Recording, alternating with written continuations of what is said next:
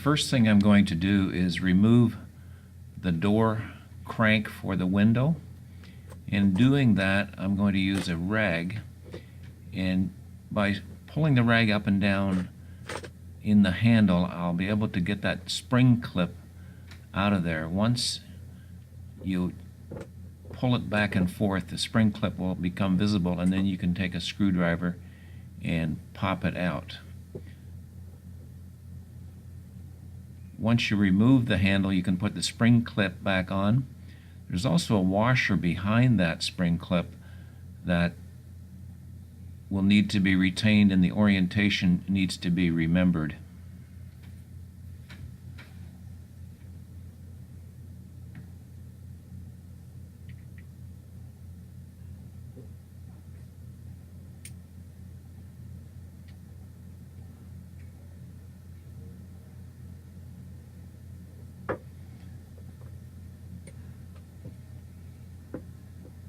Once you have the crank off, there's really 3 screws that hold that panel onto the door. One of them is behind the interior latch, and the other 2 are behind those little caps. And I'm removing the caps there now just using a small knife. The caps hide the screw, and there's 2 of them right on the door handle there. And it's a Phillips screwdriver that will remove those screws, as well as the screw that up there by the door latch. Those caps have an orientation too, so there's only one way to put them back on later.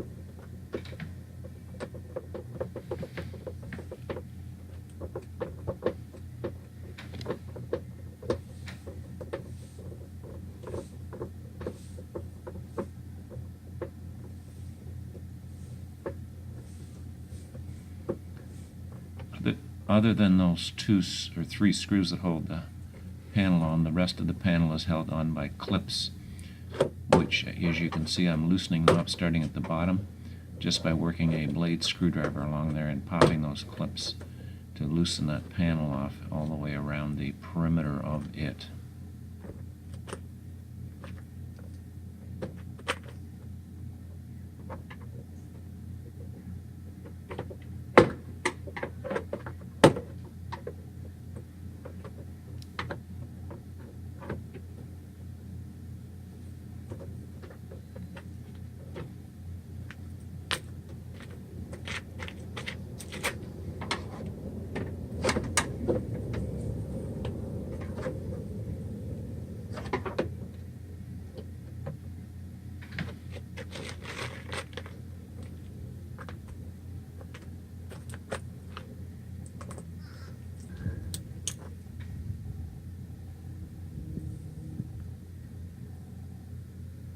I found removing that particular screw a little bit tricky, so I had to get a light to kind of find the screw head because it's quite far back in.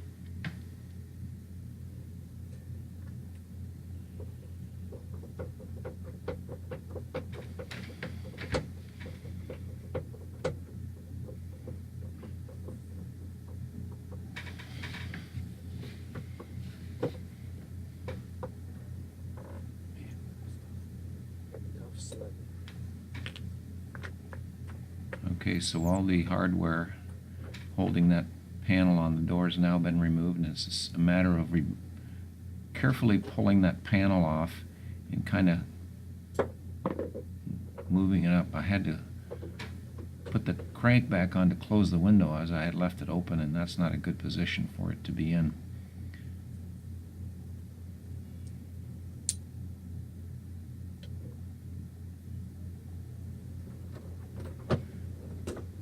Something we need to remember is that up by my right hand is a speaker that's on that door panel that needs to, before you get it too far off, the wire behind there needs to be disconnected.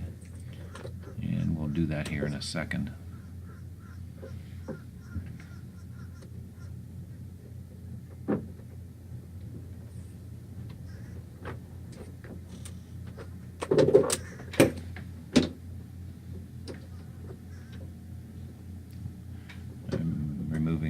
wear there now. It's just a snap into this with a little catch on there that you have to release. Now the inside door handle stays with the car, and it will just be hanging there temporarily while we do the work. Now we'll just pull back that plastic waterproofing to have access to the exterior door handle. The handle is held on with two number 10 millimeter bolts, which one of them is fairly accessible. The other one is through that hole up there, as you'll see in a minute.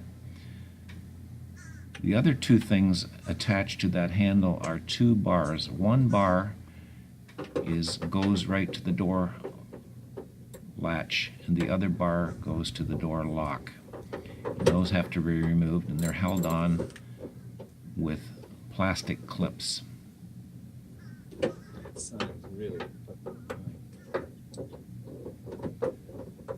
The one for the door lock is the closest one to you, and it actually is fairly easy to do with your bare hands, to take off the clip and pull the bar out of the door handle. The other one I found quite difficult, and eventually I was able to do it on the outside of the car once I had the handle mostly loosened off.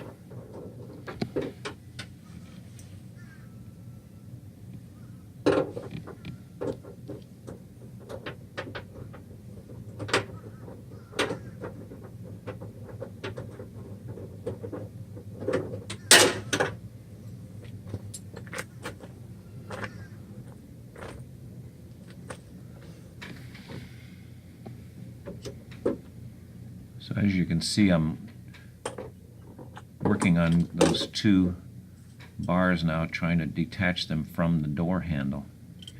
And I had to spend quite a bit of time with them, as I hadn't done this before. But persistence pays off, and the bigger one, the one nearest the left side there, is back in, and I could not take that off until I actually had the handle out of the car and did it on the exterior. Wow. Did it with bare hands. Putting the new one back in was actually much less problematic, and everything worked out great.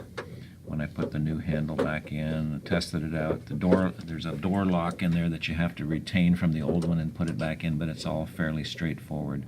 So good luck. Hope this has been helpful.